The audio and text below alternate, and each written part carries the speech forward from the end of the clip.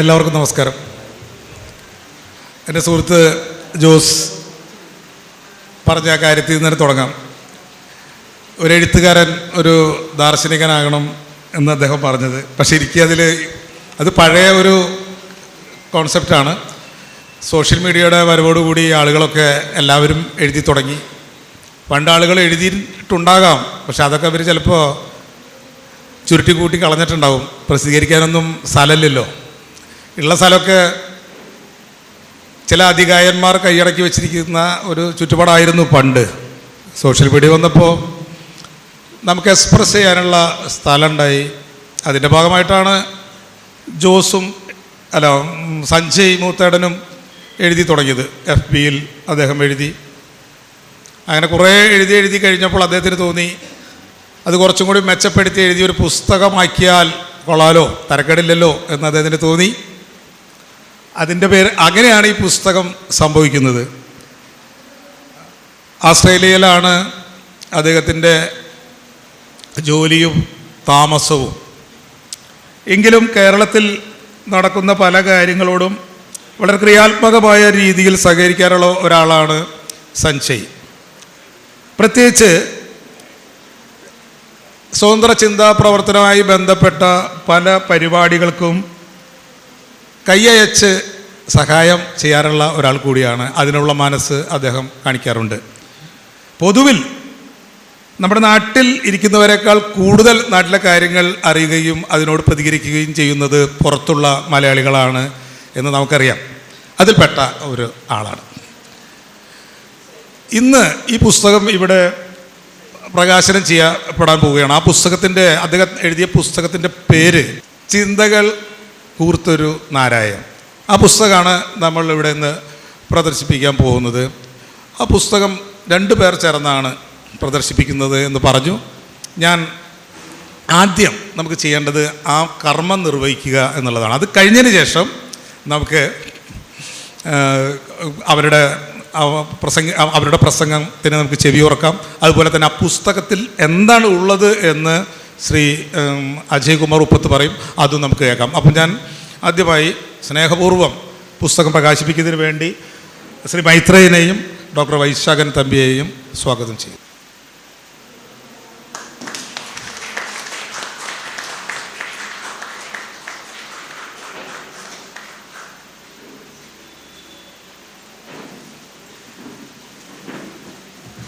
സുഹൃത്തുക്കളെ, നമ്മുടെ ഈ പുസ്തക പ്രകാശന എന്ന ചടങ്ങ് ഇവിടെ നിർവഹിക്കപ്പെട്ട് കഴിഞ്ഞിരിക്കുകയാണ്.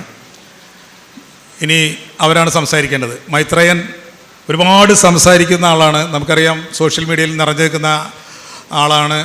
എന്നാൽ അധികം പുസ്തകങ്ങൾ ഒന്നും എഴുതിയതായിട്ട് എനിക്കറിയില്ല. മനുഷ്യരറിയാൻ എന്ന പുസ്തകം വളരെ പോപ്പുലറാണ് നമ്മളുടെ സ്വതന്ത്ര ചിന്തകർക്കിടയിൽ. അതിനു മുമ്പ് എനിക്ക് 10-20 വയസ്സ് പ്രായമുള്ളപ്പോൾ ഒരു പുസ്തകം കണ്ടിട്ടുള്ളത് നിത്യചൈതന്യയതി വിമർശിക്കപ്പെടുന്നു എന്നോ മറ്റോ ഉള്ള അദ്ദേഹത്തിൻ്റെ ഒരു സുഹൃത്തുമായി ചേർന്നിട്ടുള്ള ഒരു പുസ്തകമാണ്. അതാണ് ഞാൻ ആദ്യമായിട്ട് അദ്ദേഹത്തെ കാണുന്നത്. അതിന് ശേഷം പിന്നെ ഞാൻ മനുഷ്യരറിയാം എന്ന പുസ്തകം മാത്രമേ വായിച്ചുള്ളൂ. അതുപോലെ തന്നെ വൈശാഖൻ തമ്പിയും അധികം പുസ്തകങ്ങളൊന്നും എഴുതിയതായിട്ട് നമുക്കറിയില്ല. പക്ഷേ അദ്ദേഹത്തിൻ്റെ പ്രഭാഷണങ്ങൾ, അത് പഠനങ്ങൾ ഒക്കെ നമുക്ക് സുപരിചിതമാണ്. അപ്പോൾ ആദ്യമായിട്ട് ഞാൻ സംസാരിക്കുന്നതിന് വേണ്ടി ക്ഷണിക്കുന്നത് ശ്രീ മൈത്രേയനെയാണ്. വേദിയിലും സദസ്സിലുമുള്ള എല്ലാവർക്കും നമസ്കാരം. ഞാൻ ഈ പുസ്തകം വായിച്ചിട്ടില്ലാത്ത കാരണം കൊണ്ട് എന്തെങ്കിലും അത് പുസ്തകത്തിനെ പറ്റി പറയുന്ന മര്യാദയില്ലാതായിപ്പോൾ വായിച്ചിട്ട് പറയേണ്ടതാണ്. എങ്കിലും ഞാനത് മറിച്ച് നോക്കി. അദ്ദേഹം തന്നെ എന്നോട് പറഞ്ഞത് നോക്കണമെന്ന് പറഞ്ഞ് അത് മറിച്ച് നോക്കിയിട്ടുണ്ട്.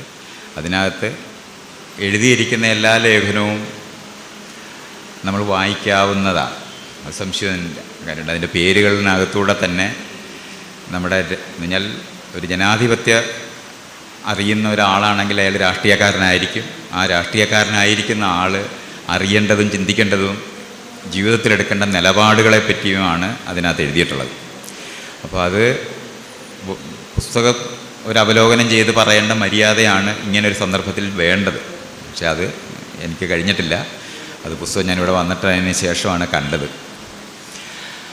അതുകൊണ്ട് അത്തരത്തിലുള്ള ഒരു കാര്യം ഞാൻ പറയുന്നില്ല. പക്ഷേ അതിൻ്റെ നിലപാടുകൾ സൂക്ഷ്മമായിട്ട് പരിശോധിച്ച് നമുക്ക് യോജിക്കുകയോ വിയോജിക്കുകയോ ഒക്കെ ചെയ്യാതിരിക്കാം. പക്ഷേ എന്നാലും ജീവിതത്തിൻ്റെ സമീപനം രാഷ്ട്രീയ അവബോധത്തോടെ നടത്തേണ്ടതാണ് എന്ന് തീരുമാനിച്ച ഒരാൾ എഴുതിയ കാര്യങ്ങളാണ് അതിനകത്തുള്ളതെന്ന് യാതൊരു സംശയമില്ലാതെ നമുക്ക് പറയാൻ പറ്റും. അതുകൊണ്ട്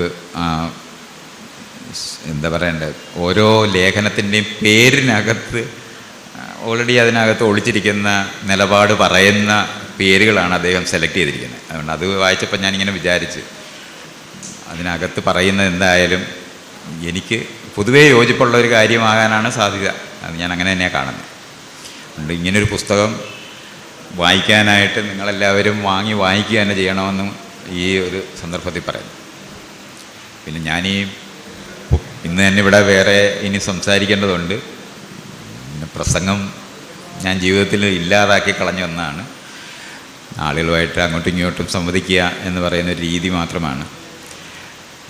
അത് ചെയ്യേണ്ടതുണ്ട്. അതുകൊണ്ട് ഞാൻ വേറെ ഒന്നും സംസാരിക്കുന്നില്ല. പുസ്തകം നിങ്ങൾ മേടിച്ച് വായിക്കണം എന്ന് മാത്രമേ ഇവിടെ പറയുന്നുള്ളൂ. ശരി. അടുത്തായി ഡോക്ടർ വൈശാഖൻ തപ്പി. എല്ലാവർക്കും സ്നേഹം അറിയിക്കുന്നു. ഞാൻ ഓൾറെഡി തൊട്ട് മുമ്പ് ഈ വേദിയിലിരുന്ന് ഇവിടെ ഇരിക്കുന്ന ഭൂരിഭാഗം പേരെയും കണ്ടതുകൊണ്ട് ഇനി ഒരു പ്രസംഗത്തിന് പ്രസക്തി ഉണ്ടോ എന്ന് എനിക്കറിയില്ല. പക്ഷേ ഇപ്പോൾ ഇവിടെ ഈ പുസ്തകം പ്രകാശിപ്പിച്ചവരിൽ ഒരാളായിട്ട് നിൽക്കുന്നു. മൈത്രേയൻ പറഞ്ഞതുപോലെ ഒരു പരിമിതിയുണ്ട്. കാരണം പുസ്തകം വിശദമായി വായിക്കാനുള്ളൊരു സാവകാശം കിട്ടിയിട്ടില്ല. വേദിയിലേക്ക് കയറുന്നതിന് മുമ്പ് കിട്ടിയ ചുരുങ്ങിയ സമയം കൊണ്ടൊന്ന് മറച്ചു നോക്കുകയാണ് ചെയ്തത്. ആ ഒരു ചെറിയ വായനയുടെ അടിസ്ഥാനത്തിൽ പറയാൻ പറ്റുന്നൊരു കാര്യം, അതിനകത്ത് പറയുന്ന വിഷയങ്ങൾ ഓരോന്നും ഒരു ചെറിയ ഒരു ദശാബ്ദ കാലത്തെ ഇൻ്റർവെൽ കേരളത്തിലും ലോകത്തിലുമൊക്കെയായി നടന്ന കുറേ സംഭവങ്ങളോടുള്ളൊരു പ്രതികരണമാണ്. ആ പ്രതികരണം എന്തു തന്നെ ആയാലും, ആ ഓരോ സംഭവങ്ങളോടുമുള്ള എഴുത്തുകാരൻ്റെ നിലപാട് എന്തു തന്നെ ആയാലും അതിനോട് യോജിക്കാനും വിയോജിക്കാനും ഒക്കെയുള്ള സ്വാതന്ത്ര്യം അവിടെ തുറന്നു കിടപ്പുണ്ട്.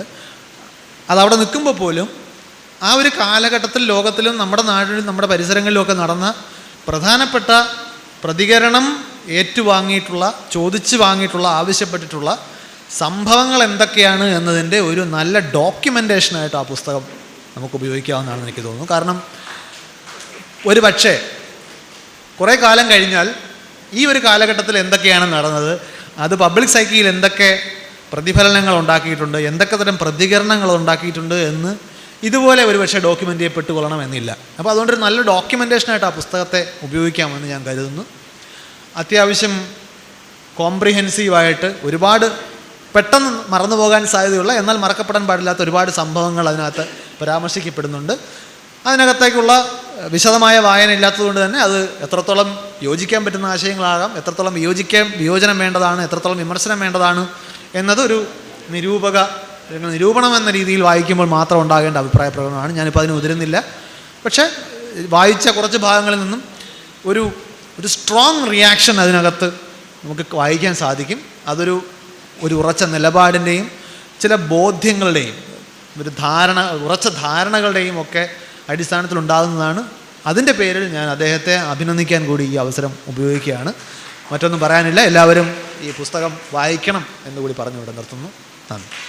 പുസ്തകം ഇതിൻ്റെ പുറത്ത് ഉണ്ട്. എല്ലാവരും അത് വാങ്ങിയിട്ട് വേണം എന്ന് പോകാൻ എന്നുള്ളൊരു അഭ്യർത്ഥന കൂടിയുണ്ട്. ഇനി പുസ്തകം എന്താണ്? പുസ്തകം ശരിക്കും വായിച്ചിട്ടുള്ള ഒരാൾ ഈ വേദിയിലുണ്ട്.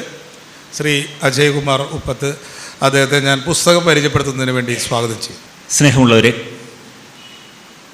സഞ്ജയിൻ്റെ ചിന്തകൾ കുറിത്തൊരു നാരായമെന്ന പുസ്തകം, അത് പുസ്തകമായിട്ടല്ലെങ്കിലും അതിൻ്റെ ഒരു പ്രൂഫ് റീഡിങ് സ്റ്റേജിലുള്ള ഒരു കോപ്പിയാണ് എനിക്ക് കിട്ടിയത്.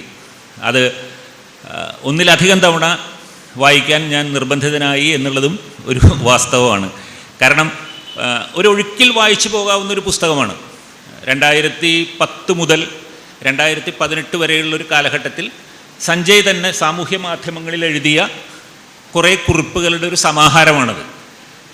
അതിലെനിക്ക് ഏറ്റവും എടുത്തു പറയാൻ തോന്നുന്നൊരു കാര്യം, 2018 വരെയുള്ള കുറിപ്പുകൾ ഇപ്പോൾ പുസ്തകമായിട്ട് പ്രസിദ്ധീകരിക്കുമ്പോൾ അന്നത്തെ സഞ്ജയുടെ ചിന്തകൾ പലതും വേണമെങ്കിൽ ഒന്ന് എഡിറ്റ് ചെയ്യുകയോ അല്ലെങ്കിൽ അത് മാറ്റി വയ്ക്കുകയോ ചെയ്യാമായിരുന്നു. അന്ന് പുള്ളി ചിന്തിച്ച കാര്യങ്ങൾ കാരണം അതിൻ്റെ പ്രസക്തി ഇന്നത്തെ കാലഘട്ടത്തിൽ അല്ലെങ്കിൽ അന്നത്തെ കാഴ്ചപ്പാടിൽ വ്യത്യാസം വന്നിട്ടുള്ള ഒരു കാലഘട്ടമാണ്. അപ്പോൾ സഞ്ജയ്ക്ക് വേണമെങ്കിൽ അത് എഡിറ്റ് ചെയ്യാം, അല്ലെങ്കിൽ ആ സാധനം സൂത്രത്തിലങ്ങ് ഒഴിവാക്കാം.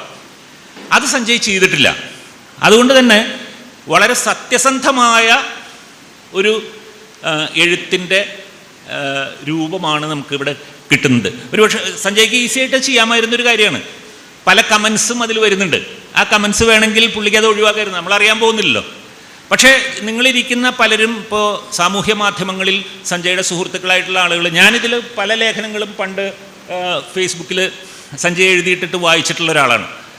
അത് ചാലക്കുടിക്കാരൻ എന്നുള്ളൊരു പ്രത്യേക സ്നേഹം അതിൻ്റെ പിറകിലുണ്ടായിരുന്നു. ഞങ്ങൾ ഫേസ്ബുക്ക് ഫ്രണ്ട്സ് ആയതുകൊണ്ട് ഈ പുസ്തകത്തെക്കുറിച്ച് നമ്മൾ ഒരു പുസ്തകം അത് പ്രകാശനം ചെയ്യുന്ന കാര്യത്തെക്കുറിച്ച് നമ്മൾ ആലോചിക്കുമ്പോൾ കഴിഞ്ഞ ദിവസം ഒരു സാഹിത്യവുമായിട്ട് ബന്ധപ്പെട്ട ഒരു ചർച്ചയിൽ വളരെ ആരോപണം പറയുന്ന പോലെ ചിലർ, ഇന്നിപ്പോൾ ഫേസ്ബുക്കും കാര്യങ്ങളും സാമൂഹ്യ മാധ്യമങ്ങളൊക്കെ വന്നതിന് ശേഷം എല്ലാവരും കവികളാണ്, എല്ലാവരും കവിത എഴുതുന്നു. അപ്പോൾ അതിന് കൽപ്പറ്റ നാരായണ മാഷ് ഒരു മറുപടി പറഞ്ഞു. മാഷ് പറഞ്ഞു, എഴുതട്ടെ, എല്ലാവരും കവികളായ എന്താ കുഴപ്പം? അതിൽ കാമ്പുള്ള കവിത നിലനിൽക്കും, അവർ കവികളായിട്ട് അവിടെ തുടരും, അല്ലാത്തത് നമ്മൾ വായിച്ച് വിടും, അത്രയേ ഉള്ളൂ അതിൽ. അതുകൊണ്ട് ഒരാളുടെ കുത്തയൊന്നുമില്ലല്ലോ. എഴുത്ത് എന്ന് പറയുന്നത് ഒരു വരേണ്യവർഗത്തിൻ്റെ കുത്തയായിട്ടുള്ള ഒരു സാധനമൊന്നുമില്ല. നിങ്ങൾക്കും എനിക്കും ഒക്കെ എഴുതാം. ആ എഴുത്ത് കാലത്തിനനുസരിച്ച് അല്ലെങ്കിൽ കാലത്തെ അതിജീവിച്ച് നിൽക്കുകയാണെങ്കിൽ അതവിടെ നിൽക്കും. എഴുത്തുകാരൻ എന്നുള്ളൊരു സാധനം നമുക്ക് കിട്ടുകയും ചെയ്യും. പേരിനും പ്രശസ്തിക്കും വേണ്ടി മാത്രം എഴുതുന്ന ആളുകളല്ല. സഞ്ജയെ സംബന്ധിച്ചോളം സഞ്ജയുടെ ആത്മസംഘർഷങ്ങളുടെ, സഞ്ജയ് അതിൻ്റെ ആമുഖത്തിൽ പറഞ്ഞിട്ടുണ്ട്, കഴിഞ്ഞ കുറേ കാലങ്ങൾ, അതായത് ഒരു കോളേജ് കാലഘട്ടം കഴിഞ്ഞതിന് ശേഷം ബോംബെയിൽ ഉള്ള ഒരു പ്രവാസ ജീവിതം, അവിടെ നിന്ന് തിരിച്ച് നാട്ടിൽ വന്നിട്ടുള്ള ബിസിനസ് ജീവിതം, വീണ്ടും ഓസ്ട്രേലിയയിലേക്കുള്ള കുടിയേറ്റം, ഇത്തരം കാലഘട്ടങ്ങളിൽ ലോകത്തെമ്പാടും വിശിഷ്യ ഇന്ത്യയിലും കേരളത്തിലും നടന്നിട്ടുള്ള പല സംഭവങ്ങളിലും ഒരു സാധാരണ മനുഷ്യൻ എങ്ങനെ ആകുലപ്പെടുന്നു എന്നുള്ളതിൻ്റെ ആത്മസംഘർഷങ്ങളുടെ ഒരു കുറിപ്പാണ് ഇത് എന്ന് സഞ്ജയ് അതിൻ്റെ ആമുഖത്തിൽ സഞ്ജയ് പറയുന്നുണ്ട്. പ്രത്യേകിച്ചും ഇപ്പോൾ ഒരു 50കളിൽ 60കളിലൊക്കെ നിൽക്കുന്ന ഒരു ആളുകൾ, അവർ സത്യത്തിൽ വളരെ സങ്കീർണമായ ആത്മസംഘർഷങ്ങളുടെ ഒരു പാതയിലൂടെ കടന്നു വന്നിട്ടുള്ളതാണ്.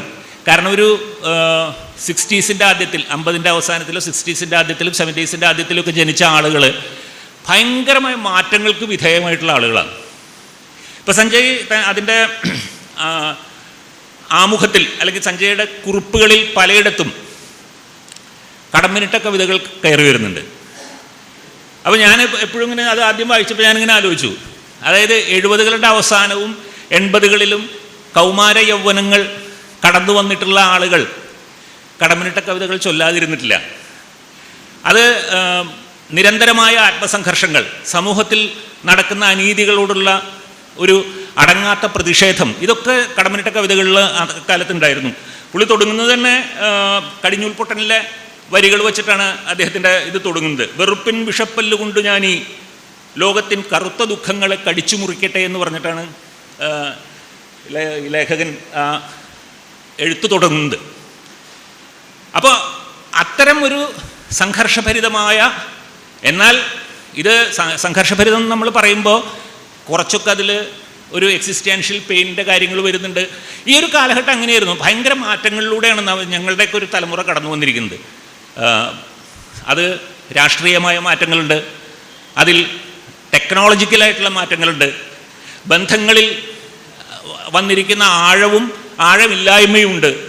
ഇതൊക്കെ നമ്മളെ ഒരു സാധാരണ മനുഷ്യനെ, ചിന്തിക്കുന്ന മനുഷ്യനെ ദുഃഖിപ്പിക്കുകയും സങ്കടപ്പെടുത്തുകയും കരയിക്കുകയും രോഷം കൊള്ളിക്കുകയും ആഹ്ലാദിപ്പിക്കുകയും ഒക്കെ ചെയ്യുന്ന ഒരുപാട് കാര്യങ്ങളുണ്ട്. അതിലൂടെയുള്ളൊരു യാത്രയാണ് സത്യത്തിൽ സഞ്ജയുടെ ഈ 55 കുറിപ്പുകളാണ് അതിലുള്ളത്. 55 കുറിപ്പുകൾ. അതിൽ ചിലത് ഒരു 3-4 പേജുകളിലേക്ക് അല്ലെങ്കിൽ 4-5 പേജുകളിലേക്ക് പോയിട്ടുണ്ട്. ചിലതൊരു ഒറ്റ പേജിൽ മാത്രം ഒതുങ്ങുന്ന കുറിപ്പുകളുണ്ട്. അപ്പോൾ നമുക്കിത് വായിക്കുമ്പോൾ ചിലപ്പോൾ തോന്നും, ഒരു പുസ്തകമായിട്ട് എഡിറ്റ് ചെയ്യുന്ന സമയത്ത് വേണമെങ്കിൽ ഇതിനെ കുറച്ച് രൂപഭാവങ്ങളൊക്കെ ഒന്ന് മാറ്റി കൊണ്ടുവരാമായിരുന്നില്ലേ എന്ന് തോന്നും നിങ്ങൾക്കിത് വായിക്കുമ്പോൾ.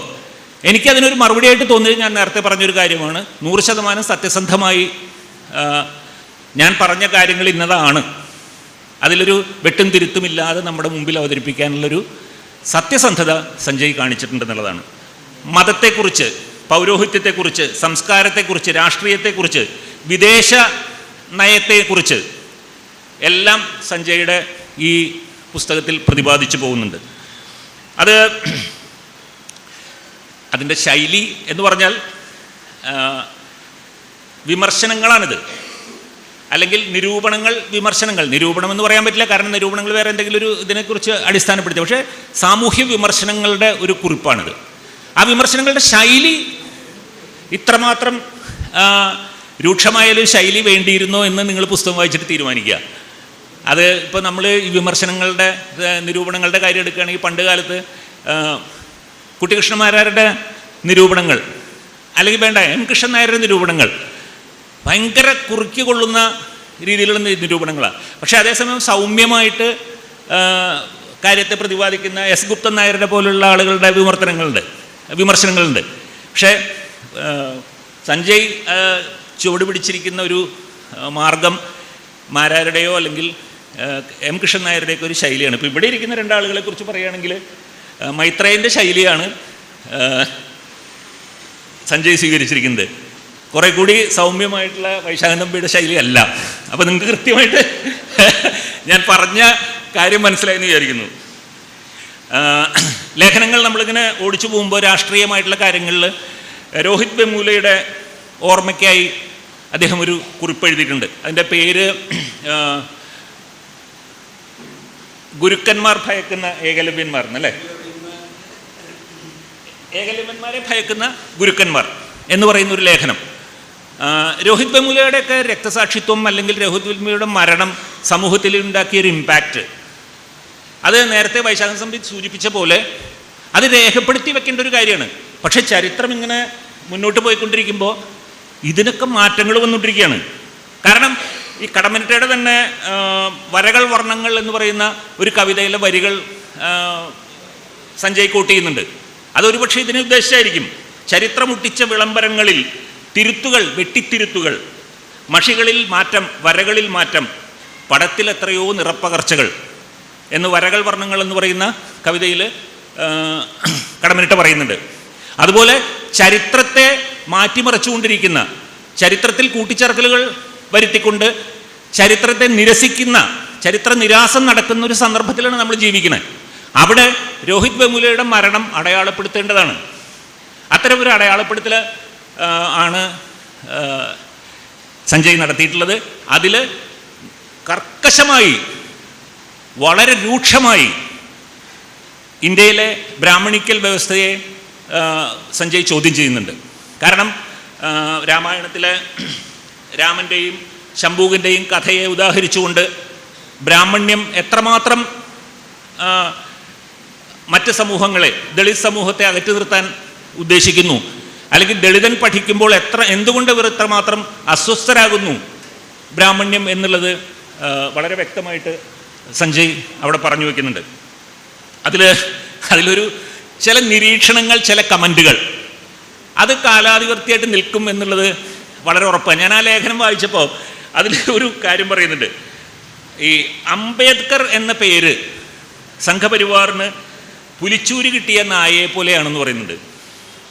പുലിച്ചൂര് കിട്ടിയ നായ എങ്ങനെയായിരിക്കും വിരളി പിടിച്ചു പോവും, അതുപോലെയാണ് അംബേദ്കർ എന്നുള്ള പേര് എന്ന്. ഇത് എഴുതിയിരിക്കുന്നത് രോഹിത് വെമുല മരിച്ച സമയത്ത് എഴുതിയിരിക്കുന്നതാണ്.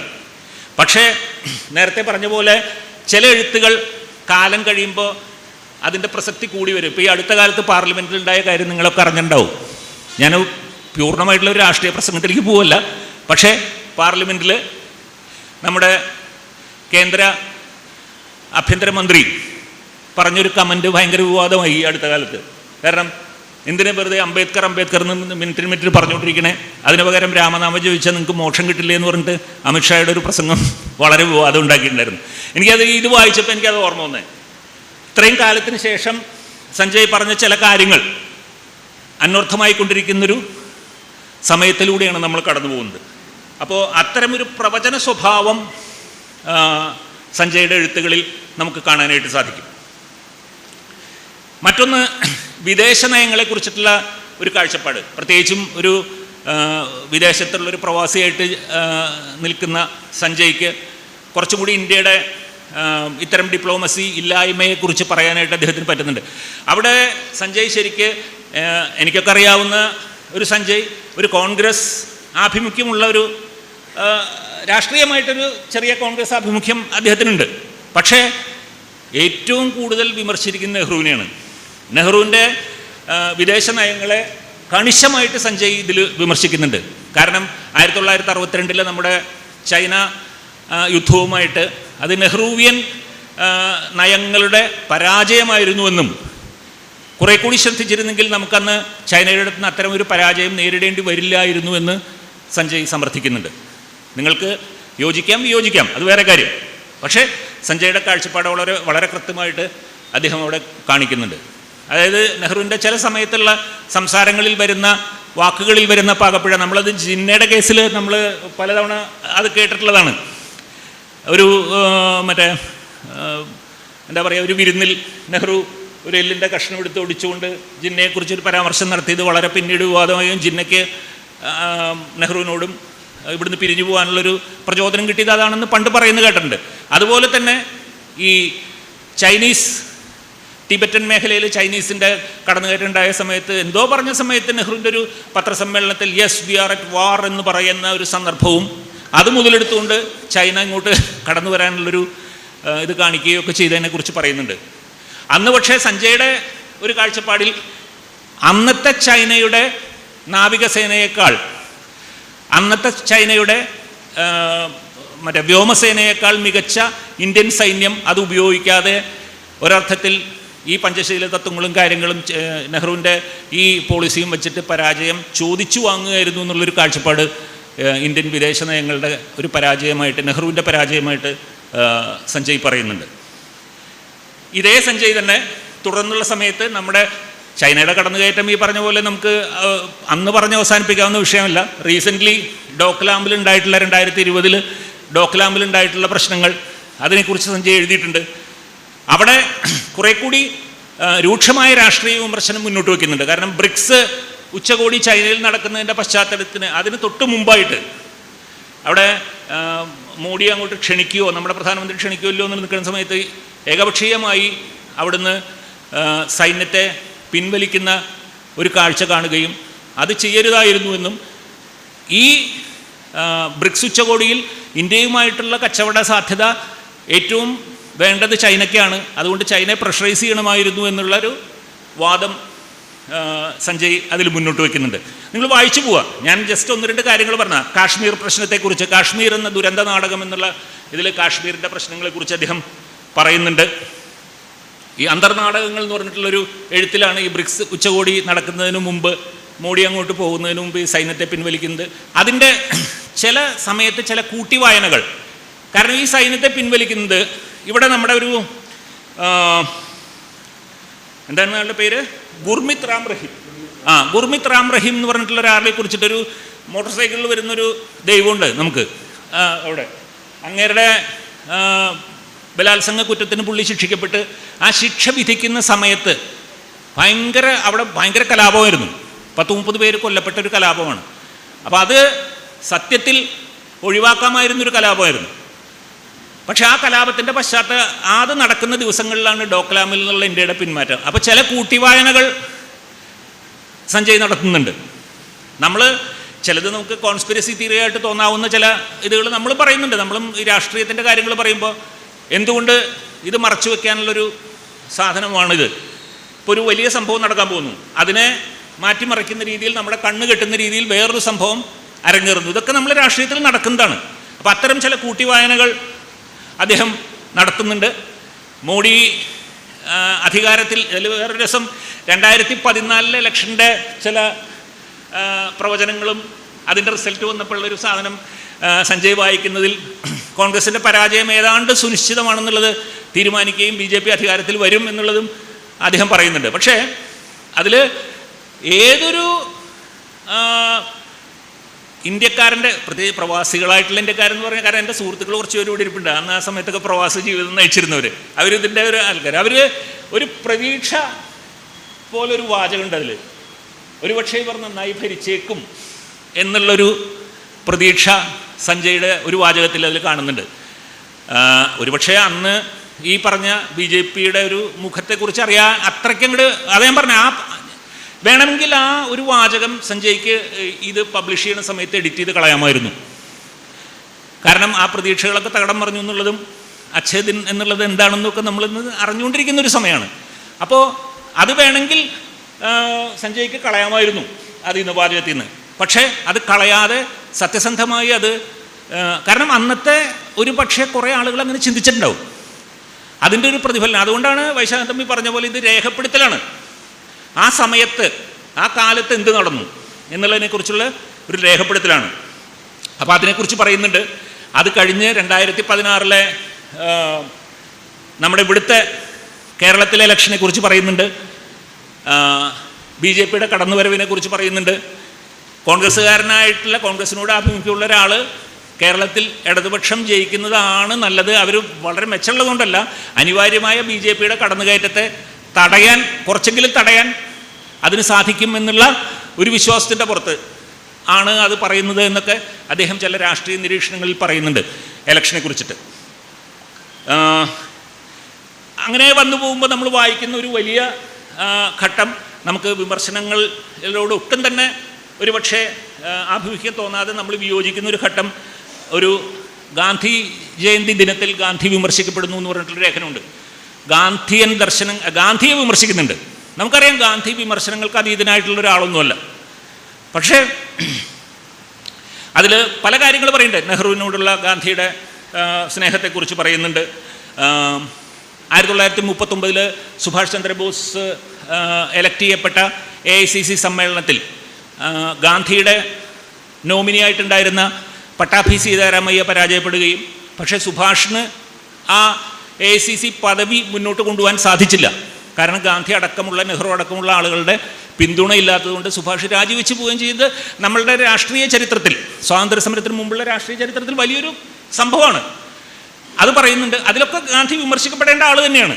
പക്ഷേ ഈ പൂന കരാറിനെ കുറിച്ച് പറയുന്നുണ്ട്. പൂന പാക്ട് എന്ന് പറയുന്ന 1932 വ്യക്തമായും അംബേദ്കർക്ക് ഗാന്ധിജിയോട് വിയോജിപ്പ് വന്ന്, പക്ഷേ നിവൃത്തിയില്ലായ്മ കൊണ്ട് ആ കരാറിൽ ഒപ്പുവെക്കേണ്ടി വന്നതാണ്. അത് നമുക്കറിയാം. അതൊക്കെ ഹിസ്റ്ററിയാണ്. അതിനെക്കുറിച്ചൊക്കെ പറയുന്നുണ്ട്. ചില കാര്യങ്ങളിൽ പക്ഷേ പറയുന്ന കാര്യങ്ങളോട് നമുക്ക് യോജിക്കാൻ സാധിച്ചു എന്ന് വരില്ല. ഗാന്ധിജിയുടെ ഹരിജൻ സ്നേഹം അല്ലെങ്കിൽ ദളിതരോടുള്ള സ്നേഹം ഒരു കാപട്യമായിരുന്നു എന്നുള്ളൊരു കാഴ്ചപ്പാടാണ് സഞ്ജയ് മുന്നോട്ട് വയ്ക്കുന്നത്. അവിടെ നമ്മൾ മനസ്സിലാക്കേണ്ട, എനിക്ക് തോന്നിയിട്ടുള്ളൊരു കാര്യം, ഞാനത് ആ ബിജോജ് കൂടി പറഞ്ഞില്ലേ, കാരണം ഇത് പുകഴ്ത്താൻ വേണ്ടിയിട്ട് ഞാൻ വർത്തമാനം പറയുന്നൊരു സ്ഥലമല്ലല്ലോ. അപ്പോൾ ഗാന്ധിയുടെ ഒരു ജീവിതത്തിൻ്റെ ആ ഘട്ടം നോക്കിക്കഴിഞ്ഞാൽ ഗാന്ധിജിയെ പോലെ പരിവർത്തനങ്ങൾക്ക് വിധേയമായിട്ടുള്ളൊരു വ്യക്തിയില്ല. ചിന്തകളിൽ ഇങ്ങനെ നിരന്തരമായി മാറ്റം കൊണ്ടുവന്നിട്ടുള്ള ഒരാളില്ല. ശ്രീനാരായണ ഗുരുവിനെ കാണാനായിട്ട് വരുന്ന സമയത്തുള്ള ഗാന്ധിയുടെ ചിന്താഗതി അല്ല ഒരു 5 വർഷം കഴിയുമ്പോഴുള്ള ഗാന്ധിയുടെ ചിന്താഗതി. ഭയങ്കര മാറ്റങ്ങൾ സംഭവിക്കുന്നുണ്ട്. അത് ശരിക്കും പറഞ്ഞാൽ അപരോന്മുഖമായിട്ടുള്ള മാറ്റങ്ങളാണ്. മറ്റുള്ളവരെ, സ്വയം ചുറ്റിലും നിൽക്കുന്ന അപരനോടുള്ള സ്നേഹവും അപരോന്മുഖമായ ചിന്തകളുമാണ് ഗാന്ധിയെ മുന്നോട്ട് നയിച്ചിട്ടുള്ളത്. ഈ മൗണ്ട് ബാറ്റൺ ഗാന്ധിയെ കാണാൻ വരുന്നൊരു സന്ദർഭമുണ്ട്. അപ്പോൾ ഗാന്ധി ഇവിടെ ഇരിക്കുക, കുറേ ലോക്കലായിട്ടുള്ള ആളുകളായിട്ടുള്ള പ്രശ്നം ചർച്ച ചെയ്തുകൊണ്ടിരിക്കുക. ഇതിന് തൊട്ട് മുമ്പാണ് കേട്ടോ, സ്വാതന്ത്ര്യം കിട്ടുന്നതിന് തൊട്ട് മുമ്പാണ്. മൗണ്ട് ബാറ്റൺ അന്ന് നമ്മുടെ മറ്റേ എന്താ പറയുക, ഗവർണർ ജനറലാണ്. അപ്പം അങ്ങേര് വന്ന് ഇരിക്കുന്ന സമയത്ത് കുറേ നേരം വെയിറ്റ് ചെയ്യേണ്ടി വന്നു. അത് കഴിഞ്ഞിട്ടാണ് മൗണ്ട് ബാറ്റനെ കാണാൻ അവസരം കൊടുത്തത്. അപ്പോൾ മൗണ്ട് ബാറ്റനോട് ഞാൻ ഇങ്ങനെ ഒരു കാര്യത്തിന് വന്നല്ലോ, ഇത്രയും സ്വാതന്ത്ര്യവുമായിട്ട് ബന്ധപ്പെട്ട കാര്യത്തിന് സംസാരിക്കാൻ വന്ന് നിങ്ങളെന്താ ഇങ്ങനെ ഈ അവിടെയായിട്ട് സംസാരിച്ചിരിക്കുന്നത് ഗാന്ധിയോട് ചോദിക്കുമ്പോൾ ഗാന്ധി പറയണേ, ഈ സമൂഹത്തിലെ ഏറ്റവും പാവപ്പെട്ട, ഏറ്റവും എന്താ പറയുക, തമസ്കരിക്കപ്പെട്ട ഈ വിഭാഗം ജനങ്ങളുടെ കാര്യങ്ങൾ നോക്കാതെ സ്വാതന്ത്ര്യം കിട്ടിയിട്ട് നമുക്ക് കാര്യമില്ല. അതുകൊണ്ട് ആദ്യം തീർക്കേണ്ടത് അവരുടെ പ്രശ്നങ്ങളാണെന്ന് പറയുന്നൊരു ഗാന്ധിയെ നമുക്ക് ലേറ്റർ സമയത്ത് കാണാം.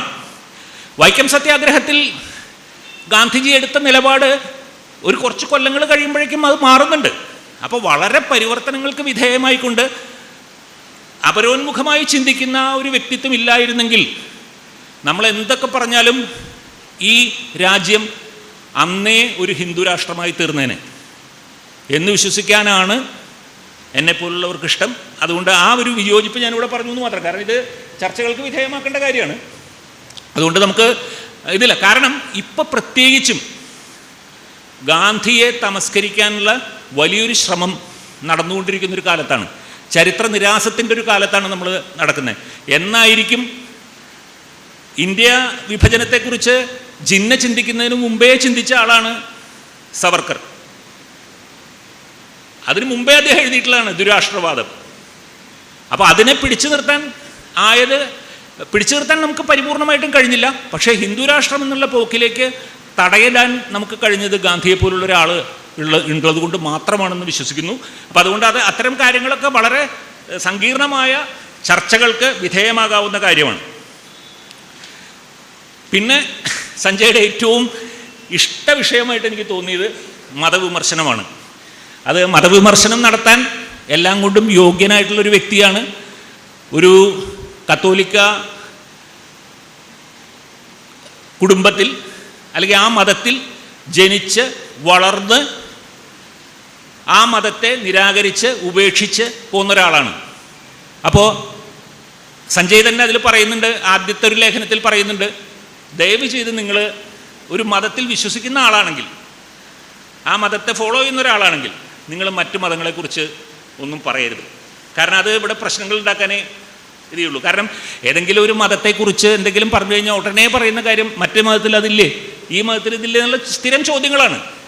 പക്ഷേ സഞ്ജയോട് ചോദിക്കാൻ പറ്റില്ല. കാരണം എന്താ വെച്ച് കഴിഞ്ഞാൽ പുള്ളി മതം ഉപേക്ഷിച്ചൊരു മനുഷ്യനാണ്, മതമില്ലാതെ ജീവിക്കുന്ന ഒരാളാണ്, മതത്തെ നിരാകരിച്ചൊരു വ്യക്തിയാണ്. അപ്പോൾ ധൈര്യമായിട്ട് സഞ്ജയ്ക്ക് അത്തരം കാര്യങ്ങളെക്കുറിച്ച് പറയാം. താൻ ജനിച്ചു വളർന്ന മതത്തിലെ പുഴുക്കുത്തുകളെക്കുറിച്ചാണ് കൂടുതലും അതിൽ പറഞ്ഞിരിക്കുന്നത്. പൗരോഹിത്യത്തെക്കുറിച്ച്, ഈ അതിൻ്റെ ശരിക്കും പറഞ്ഞാൽ പച്ചയായിട്ട് പറഞ്ഞു കഴിഞ്ഞാൽ കുമ്പസാരത്തിനൊക്കെ നിർത്തിപ്പൊരിക്കുകയാണ് സഞ്ജയ് അതിൽ. അത് വായിച്ചു കഴിഞ്ഞാൽ നിങ്ങൾക്ക് മനസ്സിലാവും. ഒരു വലിയ ക്യാപ്ഷൻ പോലെ, നേരത്തെ ഞാൻ സൂചിപ്പിച്ച പോലെ ചില ക്യാപ്ഷൻസ് നമ്മളെ ഇത് ചെയ്യില്ലേ, നിങ്ങളൊരു ക്രിസ്ത്യാനിയാണെങ്കിൽ നിങ്ങൾ ഒരു നരഭോജിയും അതോടൊപ്പം ഒരു മന്ത്രവാദിയുമാണ് എന്നൊരു സ്റ്റേറ്റ്മെൻറ്റ് ഇതിൽ പറയുന്നുണ്ട്. അപ്പോൾ നമ്മൾ ആലോചിക്കും, ഇത്രയും ആലോചിച്ചാൽ മതി. ഈ കുർബാന കഴിഞ്ഞിട്ടുള്ള ഓസ്തിയുടെ കാര്യവും മറ്റേ വൈൻ്റെ കാര്യമാണ് പുള്ളി ഉദ്ദേശിച്ചത്, രക്തവും മാംസവും. അപ്പോൾ എന്തായാലും നരഭോജിയാകാതെ നിങ്ങൾക്ക് തരമില്ല എന്നുള്ള രീതിയിലുള്ളൊരു വിമർശനം അവിടെ പുള്ളി കാണിക്കുന്നുണ്ട്. പിന്നെ ഈ അടുത്ത കാലത്ത് അതിനൊക്കെ സോഷ്യൽ മീഡിയയോട് നന്ദി പറയണം. നമ്മൾ പുറത്തു വന്നിട്ടുള്ള ക്രിസ്ത്യൻ കമ്മ്യൂണിറ്റിയിൽ നടന്നിട്ടുള്ള ഫ്രാങ്കോ മുതൽ ഇങ്ങോട്ടുള്ള ആളുകളുടെ, റോബിൻ മുതൽ ഇങ്ങോട്ടുള്ള ആളുകളുടെ ചെയ്തികൾ, അതിൻ്റെ വിമർശനങ്ങൾ, കന്യാസ്ത്രീകൾ നേരിടുന്ന പ്രശ്നങ്ങൾ, ഇതൊക്കെ പല പല ലേഖനങ്ങളിലൂടെ സഞ്ജയ് കൊണ്ടുവന്നിട്ടുണ്ട്. അവസാനിപ്പിക്കുകയാണ്. ഒപ്പം തന്നെ ഇസ്ലാമിനെക്കുറിച്ചും ഹിന്ദു മതത്തിലെ ആചാരങ്ങളെക്കുറിച്ചിട്ടുള്ള അതിലെ പ്രശ്നങ്ങളെക്കുറിച്ചിട്ടും ഇത് ചെയ്യുന്നുണ്ട്. മുഹമ്മദ് എന്തുകൊണ്ട് വിമർശിക്കപ്പെട്ടുകൂടാ എന്നുള്ളൊരു ലേഖനത്തിൽ വളരെ വ്യക്തമായി സഞ്ജയ് മുസ്ലിം കമ്മ്യൂണിറ്റിയുടെ കാര്യത്തെക്കുറിച്ച് പറയുന്നുണ്ട്. ഒപ്പം നമ്മുടെ കണ്ണ് നനയിക്കുന്നൊരു കാര്യം, ഇറാനിൽ നടന്നിട്ടുള്ള ഒരു സ്ത്രീയെ കല്ലെറിഞ്ഞ് തൂക്കിക്കൊല്ലാനുള്ള ഒരു വിധിയെക്കുറിച്ചിട്ട് പറയുന്നുണ്ട്. ബലാത്സംഗം ചെയ്യാൻ വന്ന ആളെ എതിർത്ത് കൊന്നതിനാണ്. ശരീഅത്ത് നിയമപ്രകാരം സ്ത്രീ അത് ചെയ്തുകൂടാ. സാക്ഷി വേണത്രേ, 4 സാക്ഷികൾ വേണമെന്ന് ഈ ബലാത്സംഗം ചെയ്യാൻ വന്നു എന്നുള്ളതിന്. അപ്പോൾ അതിൻ്റെയൊക്കെ പൊള്ളത്തരങ്ങളെ സഞ്ജയ് തുറന്നു കാണിക്കുന്നുണ്ട്. ഹിന്ദു ഇതിലേക്ക് വരികയാണെങ്കിൽ രാമായണത്തെ നിശിതമായി, രാമായണത്തിലെ രാമൻ്റെ കഥാപാത്രത്തെ വിമർശിക്കുന്നുണ്ട്. എനിക്കത് വായിച്ചപ്പോൾ ശരിക്ക് മാരാരുടെ ഒരു ലേഖനമുണ്ട്, വാൽമീകിയുടെ രാമൻ എന്ന് പറഞ്ഞിട്ടുള്ള വളരെ കോൺട്രവേഴ്സ്യൽ ആയിട്ടുള്ളൊരു ലേഖനമായിരുന്നു. രാമൻ്റെ മനോനിലയെ തന്നെ ഫ്രോയിഡിയൻ ചിന്താഗതിയുമായിട്ട് താരതമ്യപ്പെടുത്തിക്കൊണ്ടാണ് മാരാർ എന്നതിനെ ഇത് ചെയ്യുന്നത്. ഏതാണ്ട് അതേ രീതിയിലുള്ളൊരു ലേഖനമാണ് രാമായണത്തെക്കുറിച്ച്. ഓണത്തിനെക്കുറിച്ചുള്ള ചിന്തകൾ, മഹാബലിയെക്കുറിച്ച് ചിന്തകൾ, ആര്യ ദ്രാവിഡ സംഘർഷങ്ങൾ, മിശ്രണങ്ങൾ, അതിനെക്കുറിച്ച് പറയുന്നുണ്ട്. ഇങ്ങനെ ഒരുപാട് കാര്യങ്ങൾ പറഞ്ഞു വന്ന് ഏറ്റവും പ്രധാനമായി മലയാളിയുടെ സദാചാര ബോധത്തെ തുറന്നു വിമർശിക്കുന്നുണ്ട്. ചുംബന സമരത്തിൻ്റെ അടിസ്ഥാനത്തിൽ, ഞാൻ അതും കൂടി പറഞ്ഞ് അവസാനിപ്പിക്കാം. ചുംബന സമരത്തിൻ്റെ അടിസ്ഥാനത്തിൽ ഇവിടെ ഭയങ്കര സദാചാരവാദം പറഞ്ഞുകൊണ്ടിരിക്കുന്ന ഒരു സമയത്ത് സ്ഥിരം ചോദിച്ചിരുന്ന ചോദ്യങ്ങൾക്ക് വളരെ ലളിതമായി സഞ്ജയ് ഒരു മറു ചോദ്യം ചോദിക്കുന്നുണ്ട്. നമ്മളോടന്ന് ചോദിച്ചത്, നിങ്ങളുടെ ഭാര്യയെ, നിങ്ങളുടെ അമ്മയെ നിങ്ങളുടെ സഹോദരിയെ, നിങ്ങളുടെ മകളെ ഇതിന് പറഞ്ഞു വിടുമോ എന്നൊരു ചോദ്യം നമ്മൾ കേട്ടിട്ടുണ്ടാവും. ആ ചോദ്യം സഞ്ജയ് വളരെ വിദഗ്ധമായി അതിനൊരു മറുചോദ്യം ചോദിക്കുന്നുണ്ട്. എന്തുകൊണ്ട് നിങ്ങൾ നിങ്ങളുടെ അച്ഛനെ, നിങ്ങളുടെ സഹോദരനെ, നിങ്ങളുടെ മകനെ പറഞ്ഞു വിടുമെന്ന് ചോദിക്കാത്ത എന്താണ്? ഇവിടെയാണ് മലയാളിയുടെ കപട സദാചാരവാദം നിൽക്കുന്നത്. അപ്പോൾ അതിനെ വളരെ നിശിതമായി വിമർശിക്കുന്നുണ്ട്. ഡോക്ടർമാരുടെ മറ്റേ ചെയ്തികളെ കുറിച്ചിട്ട് അവർ പ്രാർത്ഥിക്കാൻ പറയുന്ന കാര്യത്തെക്കുറിച്ച്, അവയവദാനം എന്നുള്ളൊരു കാര്യത്തിൽ പുള്ളി പറയുന്നുണ്ട്, പുള്ളി അവയവം ദാനം ചെയ്യാൻ കൊടുത്തിട്ടുണ്ട്. പക്ഷേ പുള്ളി ഒരു ചോദ്യം മുന്നോട്ട് വയ്ക്കുന്നുണ്ട്. ഈ അവയവദാനം ഏറ്റവും കൂടുതൽ പ്രൊമോട്ട് ചെയ്യേണ്ടത്, അല്ലെങ്കിൽ അതിന് ഏറ്റവും ഇതുള്ളത് സയൻറ്റിഫിക്കായിട്ട് ചിന്തിക്കുന്ന, ഇത് ചെയ്യുന്ന ഡോക്ടർമാരാണ്. ഈ ഡോക്ടർമാരിൽ എത്ര പേര് അവയവദാനത്തിന് ഇത് കൊടുക്കുന്നത്? ഇങ്ങനെയുള്ള കുറിക്ക് കൊള്ളുന്ന കുറേ ചോദ്യങ്ങൾ ഈ ഇതിലൂടെ ചോദിക്കുന്നുണ്ട്. ഒപ്പം ആത്മസംഘർഷങ്ങളുടെ സ്വന്തം ഒരു സ്വയം വിമർശനപരമായിട്ടുള്ളൊരു ലേഖനം കൂടി ഉണ്ട്. എനിക്കത് ഭയങ്കര ഇഷ്ടമായി, അതുകൊണ്ട് അതും കൂടി പരാമർശിക്കുന്നു. സ്വന്തം കുടുംബത്തിൽ നടന്നിട്ടുള്ള ഒരു കാര്യത്തെക്കുറിച്ച് പുള്ളി പറയുന്നുണ്ട്. ശാപങ്ങൾ ഫലിക്കുമോ എന്ന് ചോദിക്കുന്നൊരു ലേഖനം. അതിൽ സ്വന്തം അമ്മാവൻ, വല്യമ്മാവൻ തോട്ടത്തിൽ കടന്ന് ചുള്ളി പെറുക്കാൻ വന്ന ഒരു ദളിത് സ്ത്രീയെ തോക്കിൻ മുനയിൽ നിർത്തുന്ന ഒരു സംഭവം വിവരിക്കുന്നുണ്ട്. കുട്ടിയായിരുന്നപ്പോൾ അനുഭവിച്ച ഒരു കാര്യം. സ്വന്തം അമ്മ അത് ഈ നിലത്ത് വീണ അരി പെറുക്കാനായിട്ട് വന്ന ഒരു ദളിത് യുവതിയെ അതവിടെ ഇട്ട് തിരിച്ചു പോകാൻ നിർബന്ധിക്കുന്ന ഒരു രംഗം. അപ്പോൾ സഞ്ജയ് പറയുന്നത് അതിന് കാരണം ഈ അമ്മയുടെ കാര്യം, അന്ന് അവരും ഒരു പട്ടിണിയിലൂടെ അല്ലെങ്കിൽ അങ്ങനെ ഭയങ്കര ഒരു പോഷായിട്ടൊരു ജീവിതം നയിച്ചിരുന്ന ഒരു സമയമല്ല. ഓരോ നെൽമണിക്കും വിലയുണ്ടായിരുന്നു. പക്ഷേ എങ്കിൽ പോലും സഞ്ജയ് പറയുന്നത് അന്ന് ആ കരഞ്ഞു നിൽക്കുന്ന ആ സ്ത്രീയെയും കുഞ്ഞിനെയും മനസ്സിൽ ഓർമ്മയുണ്ടെന്ന് പറയാണ്. അപ്പോൾ അതിൽ പുള്ളി പറയുന്നത് ഈ ശാപങ്ങൾ അന്ന് അവർ ശപിച്ചിരിക്കും എന്തായാലും. ആ ശാപങ്ങൾക്ക് ഫലമുള്ളതുകൊണ്ടായിരിക്കാം ഒരുപക്ഷെ എൻ്റെ മനസ്സിന്നും ആകുലപ്പെട്ടുകൊണ്ട് ആത്മസംഘർഷങ്ങൾ അടിമപ്പെട്ടുകൊണ്ട് ഇരിക്കുന്നത് എന്ന് സഞ്ജയ് സ്വയം വിലയിരുത്തുന്നുണ്ട്. അപ്പോൾ ഇത് പുസ്തകങ്ങൾ, ഈ എഴുത്തുകൾ, ഈ കുറിപ്പുകൾ വായിക്കുക, അതിനെക്കുറിച്ച് ചർച്ച ചെയ്യുക. എപ്പോഴെങ്കിലും ലിബറലിന് വേറൊരു സമയം കിട്ടുകയാണെങ്കിൽ ഇത് പുസ്തകം പ്രകാശനം ചെയ്തതിന് ശേഷം ഒരു വട്ടത്തിലിരുന്ന് ഇതിലെ ലേഖനങ്ങളെക്കുറിച്ച് വിമർശനാത്മകമായി പരസ്പരം സംവദിക്കേണ്ടതിൻ്റെ ഒരു ആവശ്യകതയുണ്ട്. ഇനിയും സഞ്ജയന് എഴുതാൻ സാധിക്കട്ടെ. നിങ്ങൾക്കെല്ലാവർക്കും നന്ദി, നമസ്കാരം. അടുത്തായി പ്രധാനപ്പെട്ട കാര്യം ഇനി നന്ദി പറയലാണ്. എഴുത്തുകാരനാണ് സാധാരണ നന്ദി പറയുക, അദ്ദേഹം തന്നെയാണ് ചെയ്യാൻ പോകുന്നത്. പുസ്തകം വായിച്ച അദ്ദേഹം അജയ് കുമാർ വളരെ ഡീറ്റെയിൽ ആയിട്ടാണ് നമ്മളോട് പുസ്തകത്തെ പറ്റി പറഞ്ഞത്. അപ്പോഴാണ് എനിക്ക് മനസ്സിലായത് സഞ്ജയ് ഭയങ്കര പൊളിറ്റിക്കലായിട്ടുള്ള ലേഖനങ്ങളാണ് ആ പുസ്തകത്തിലുള്ളത്. ഒരു ചാലക്കുടിയിലെ ഒരു റൈഫിൾ ക്ലബ് കുടുംബത്തിൽ ജനിച്ച ഒരു പുരാതന ക്രിസ്തീയ കുടുംബത്തിൽ വേട്ടയും തോക്കുമൊക്കെ ആയി നടന്നിരുന്ന ഒരു കുടുംബത്തിൽ നിന്ന് വന്ന സഞ്ജയ് ഇങ്ങനെ പൊളിറ്റിക്കലായി മാറി ചിന്തിച്ചു എന്നുള്ളത് സന്തോഷം നൽകുന്ന കാര്യമാണ്. നമുക്ക് ഈ പരിപാടി അവസാനിപ്പിക്കുന്നതിന് മുമ്പ്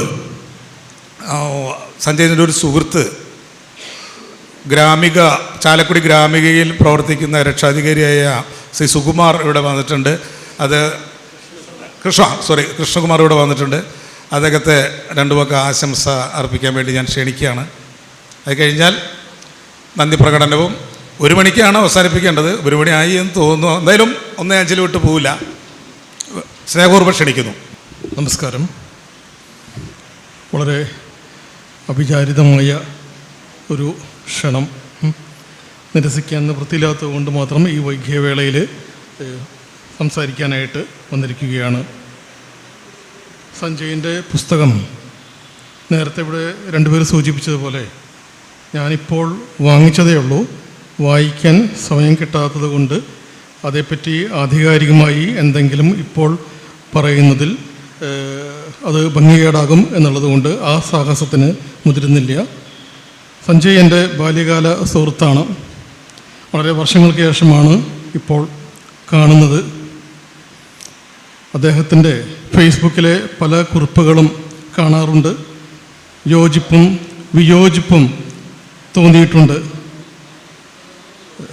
നമ്മുടെയൊക്കെ സമസ്യകളും സ്വപ്നങ്ങളും പ്രസ്ഥാനങ്ങളും സമരങ്ങളും ഇന്ന് ഏതെല്ലാമോ മേഖലകൾ താണ്ടി എവിടെയെല്ലാമോ എത്തപ്പെട്ടു നിൽക്കുന്നു.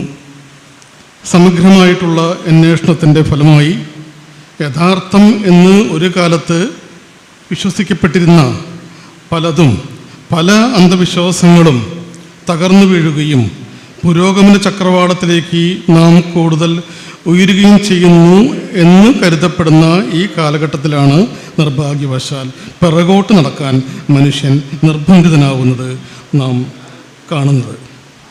സഞ്ജയുടെ പുസ്തകം അത്തരം നിലപാടുകളെ കണിശമായി വിമർശിക്കുന്നു എന്നറിയുന്നതിൽ ചാരിതാർത്ഥ്യമുണ്ട്.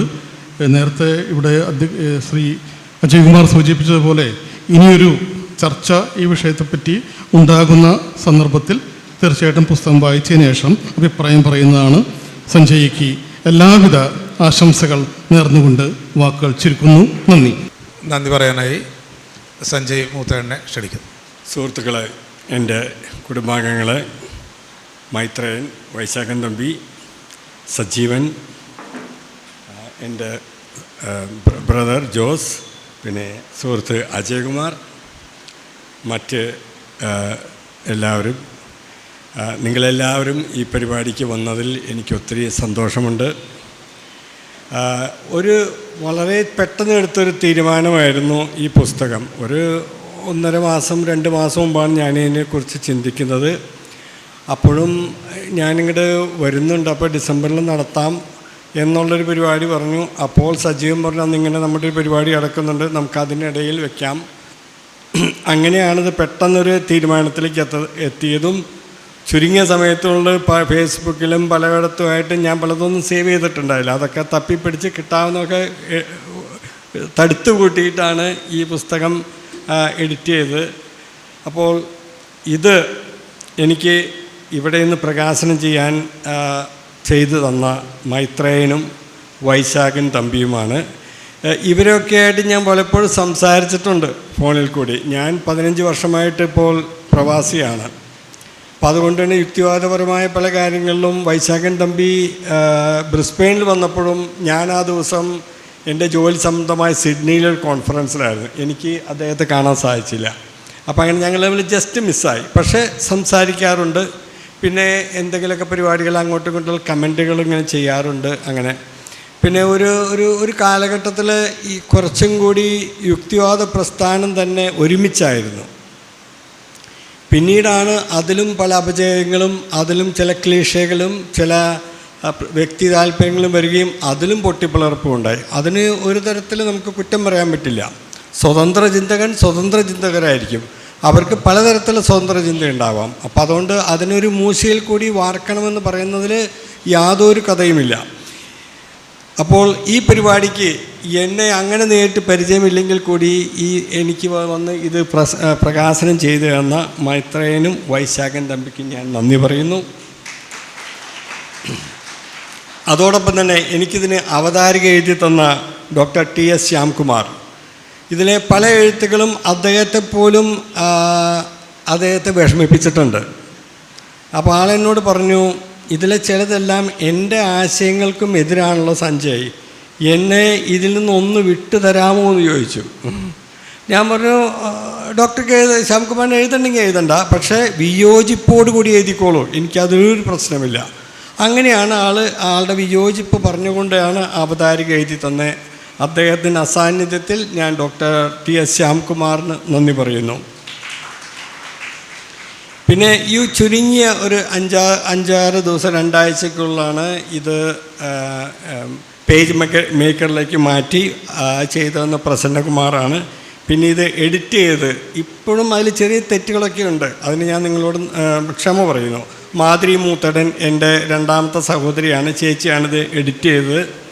പിന്നെ ഈ പുസ്തകം ഇന്ന് പുസ്തകപരിചയം നടത്തിയ അജയ്കുമാർ എൻ്റെ ബ്രദറിനായിട്ടാണ് കൂടുതൽ അദ്ദേഹമായിട്ട്. പിന്നെ ചാലക്കുടിയിലെ ഏതൊരു സാഹിത്യ സാമൂഹ്യ സാംസ്കാരിക സദസ്സുകളിലെ നിറസാന്നിധ്യമായ അജയ്കുമാറിന് എനിക്ക് ഇന്ന് ഈ പുസ്തകപരിചയം എനിക്ക് ആൾ സന്തോഷത്തോടെ സ്വീകരിച്ചു. ആൾ നേരത്തെ വായിച്ചു, ഗഹനമായിട്ട് വായിച്ചു. ഞങ്ങളതിനെക്കുറിച്ച് ചെറിയ ചില ചർച്ചകൾ നടത്തി. അദ്ദേഹത്തോടുള്ള നന്ദി ഞാനിവിടെ പറയുന്നു. പിന്നെ ഇതിൻ്റെ പബ്ലിഷറായ ഈ ചുരുങ്ങിയ കാലയളവിൽ തന്നെയാണ് മൈത്രി പബ്ലിക്കേഷൻ്റെ ലാൽ സലാം എനിക്കിത് ചെയ്തു തന്നത്. അപ്പോൾ അതിൻ്റേതായ ചില മിസ്റ്റേക്കുകൾ, അതിലൊക്കെ വളരെ ചുരുങ്ങിയ മിസ്റ്റേക്കുകളുള്ളൂ, എങ്കിലും അത് വന്നു പെട്ടിട്ടുണ്ട്. എങ്കിലും ചുരുങ്ങിയ കാലത്തിനുള്ളിൽ തന്നെ 2 ആഴ്ചക്കുള്ളിൽ തന്നെ അദ്ദേഹം അത് എഡിറ്റ് ചെയ്ത് എനിക്ക് പ്രിൻ്റ് ചെയ്ത് ഇന്നലെ മിനിഞ്ഞാന്നാണ് ഈ പുസ്തകം ചാലക്കുടിയിലെത്തിയത്. ഇതിനു മുമ്പ് കിട്ടുമോ എന്നുള്ളൊരു വലിയ സംഘർഷത്തിൽ കൂടെ പോയിരുന്നു. പിന്നെ എൻ്റെ കുടുംബം, പിന്നെ എൻ്റെ ഭാര്യ അജന്തയ്ക്കും എനിക്ക് എല്ലാവിധ സപ്പോർട്ട് തന്ന എൻ്റെ 2 മക്കൾക്കും എൻ്റെ മൊത്തം കുടുംബങ്ങൾക്ക്, എൻ്റെ മൊത്തം കുടുംബത്തിൽ എന്നും എൻ്റെ എല്ലാവരോടും പകയോടെ ആണ് ഞാൻ പലപ്പോഴും കാര്യങ്ങൾ സമീപിക്കാറ്. അപ്പോൾ അവരും എന്നെ സഹിച്ചിട്ടുണ്ട്. അവർക്കും ഉള്ള നന്ദി ഞാൻ പറയുന്നു. പിന്നെ എൻ്റെ ബ്രദർ ജോസ്, അദ്ദേഹത്തിന് നന്ദി പറയുന്നു.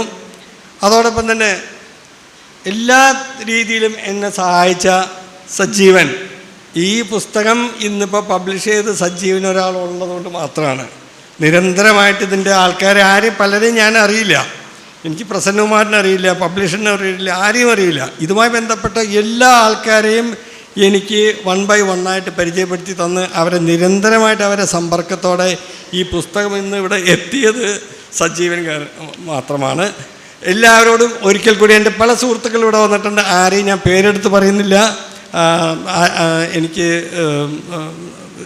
കൃതജ്ഞത ഇതിന് പറഞ്ഞ നമ്മുടെ സുഹൃത്തിനോട് ഞാൻ നന്ദി പറയുന്നു.